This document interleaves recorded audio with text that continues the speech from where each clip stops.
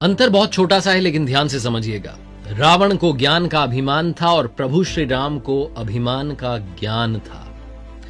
नमस्ते दोस्तों, मैं हूं आरजे कार्तिक। एक ऐसी कथा जिसके बारे में महर्षि वाल्मीकि जी की रामायण में बात नहीं हुई है, गोस्वामी तुलसीदास जी की रामचरितमानस में भी बात नहीं हुई है, लेकिन महर्षि कंबन की जो ईरामावतारम है उसमें इस कथा का वर्णन है। रावण के बारे में कहा जाता है कि रावण शिव भक्त था, विद्वान था। रावण को एक अलग पर्सपेक्टिव से उसकी कुछ ऐसी बातें जो दुनिया तक नहीं पहुंच पाई, उसके बारे में ईरामावतारम में वर्णन किया गया है। कहा जाता है कि जब भगवान श्री राम को लंका पर विजय पाने के लिए सेतु निर्माण करना था, उस समय वो अपने आराध्य शिव जी को आमंत्रित करना चाहते थे, शिवलिंग की स्थापना करना चाहते थे, उनकी पूजा आराधना करना चाहते थे। तो उन्होंने यज्ञ कराने का संकल्प लिया और इसके लिए उन्हें किसी आचार्य की, किसी पंडित पुरोहित की जरूरत थी। जामवंत जी से उन्होंने कहा कि आप कहीं से ढूंढ के लाइए, कोई आचार्य मिल जाए जो यज्ञ संपन्न करवाएं ताकि हम यहां शिवलिंग की स्थापना कर पाए। तो जामवंत जी ने कहा कि प्रभु, यहां जंगल में, समुद्र तट पर पेड़ पौधे हैं, वन्य जीव हैं, इनके अलावा तो क्या मिलेगा। प्रभु श्री राम ने कहा कि हमें ऐसा आचार्य चाहिए जो शैव और वैष्णव दोनों परंपराओं का ज्ञाता हो। इस पर जामवंत जी ने कहा कि प्रभु, ऐसा है एक जानकार, लेकिन वो हमारा शत्रु है। प्रभु श्री राम ने पूछा कि कौन। तो जामवंत जी ने बताया कि वो पुलत्स्य मुनि का नाती है, वैष्णव है, शिवभक्त है और दोनों परंपराओं को जानता है, वो रावण है। प्रभु श्री राम ने कहा कि ठीक है, आप बात कीजिए और यज्ञ का निमंत्रण देकर के आइए, क्या पता वो आचार्यत्व को स्वीकार कर लें। प्रभु श्री राम की आज्ञा पाकर के जामवंत जी लंका पहुंचे, क्योंकि रावण वो व्यक्ति था जिसमें सारी खूबियां थी। जब रावण को पता लगा कि जामवंत जी लंका आए हैं, तो उसने अपने सैनिकों को आदेश दिया कि उन्हें आदर सहित महल तक लेकर के आया जाए, क्योंकि जामवंत जी के जो पितामह थे वो रावण के पितामह के मित्र थे, इसलिए रावण उनका सम्मान करता था। जामवंत जी जब महल में पहुंचे तो रावण ने आदर सहित उन्हें बैठाया और उनसे पूछा कि आपका यहाँ कैसे आना हुआ। तो जामवंत जी ने बताया कि मैं यहाँ पर अपने यजमान के लिए आचार्य को ढूंढने आया हूं और आपको आचार्यत्व का निमंत्रण देता हूं, आप आइए, मेरे यजमान को यज्ञ करवाना है।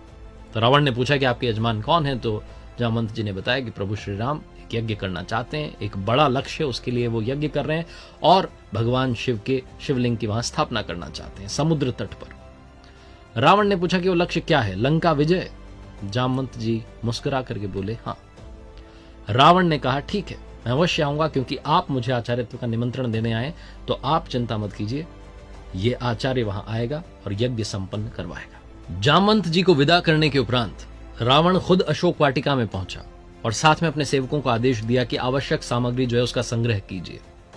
अशोक वाटिका में पहुंच करके मां सीता को रावण ने बताया कि आपके पति समुद्र तट पर लंका विजय के लक्ष्य से एक यज्ञ कर रहे हैं और भगवान शिव की आराधना करते हुए वहां शिवलिंग की स्थापना करना चाहते हैं और मुझे आचार्यत्व का निमंत्रण भेजा है, मुझे आचार्य बनकर वहां जाना है। और अब आचार्य का कर्तव्य होता है, जिम्मेदारी होती है कि जो यजमान के पास सामग्री नहीं है वो उस तक पहुंचाए। बाकी सामग्री संग्रह करने के लिए तो मैंने सेवकों को बोल दिया है, लेकिन बिना अर्धांगिनी के यज्ञ अधूरा रहेगा, अनुष्ठान अधूरा रहेगा, आपको भी चलना होगा। विमान तैयार है, आप आकर के बैठ जाइएगा, लेकिन याद रखिएगा वहां भी आप लंकेश के ही अधीन रहेंगी। अनुष्ठान संपन्न होने के बाद वापस आपको उसी विमान में बैठ करके लंका लौटना है। मां सीता ने हाथ जोड़ करके सर झुका दिया, प्रणाम किया और लंकेश ने अखंड सौभाग्यवती भव स्वस्थ कंठ से ये आशीर्वाद दिया। विमान पहुंचा समुद्र तट पर। भगवान श्री राम ने भेजा विभीषण को, छोटे भाई लक्ष्मण को, सुग्रीव को कि जाकर के लेकर आइए आचार्य को। आचार्य जब वहां पहुंचे तो स्वस्थ कंठ से भगवान श्री राम को भी कहा, जो कि उनके यजमान थे, उन्हें कहा लंका विजयी भव, दीर्घायु भव। सब लोग चौंक गए कि लंकेश जो है वो ऐसा आशीर्वाद कैसे दे सकता है। यज्ञ जो था वो शुरू होने को था, अनुष्ठान शुरू होने को था। तो आचार्य ने कहा, यानी कि लंकेश ने कहा प्रभु श्री राम से कि आपकी अर्धांगिनी को बुलाइए। अब प्रभु श्री राम कहते हैं कि अर्धांगिनी इस वक्त नहीं है, क्या कोई और विकल्प हो सकता है। तो लंकेश कहता है कि नहीं, क्योंकि आप विधुर भी नहीं हैं, आप अपनी पत्नी को छोड़कर के भी वनवास में नहीं आए हैं, चिंता मत कीजिए, आपकी अर्धांगिनी वहां विमान में बैठी हैं, उन्हें आदर सहित यहां लेकर के आइए।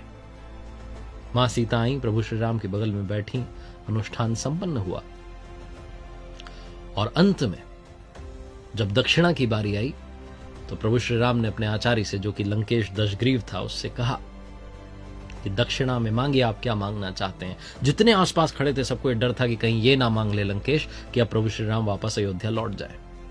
लेकिन रावण ने कहा कि बस दक्षिणा में यही मांगना है कि जब आचार्य की मृत्यु हो तो यजमान सम्मुख उपस्थित हों। और वही हुआ। जब रावण की मृत्यु हुई तो प्रभु श्री राम वहीं थे। रावण को उन्होंने अंतिम दर्शन दिए। ये रावण के बारे में ऐसी कथा जिसका वर्णन महर्षि कम्मन की रामावतारम में है। इसको आज सुनाने का मतलब सिर्फ ये है कि कई बार हम शत्रुता में सारी हदें पार कर जाते हैं। दुश्मनी निभाने में भी कर्तव्य जो है वो अगर बीच में आते हैं तो उन्हें पहले पूरा करना चाहिए। यही रावण की कथा हमें सिखाती है। रावण जो कि विद्वान था, ज्ञाता था, उसके जीवन से जुड़ी कुछ ऐसी कथाएं जो हमें समझाती हैं कि रावण चाहे जितना भी बुरा था लेकिन उसमें कुछ अच्छाइयां भी थी। एक बार फिर से वही बात जो अक्सर आपसे कहता हूं, ऊपर वाले के आशीर्वाद, अपनी मेहनत और अपनों के प्यार के साथ कर दिखाओ कुछ ऐसा कि दुनिया करना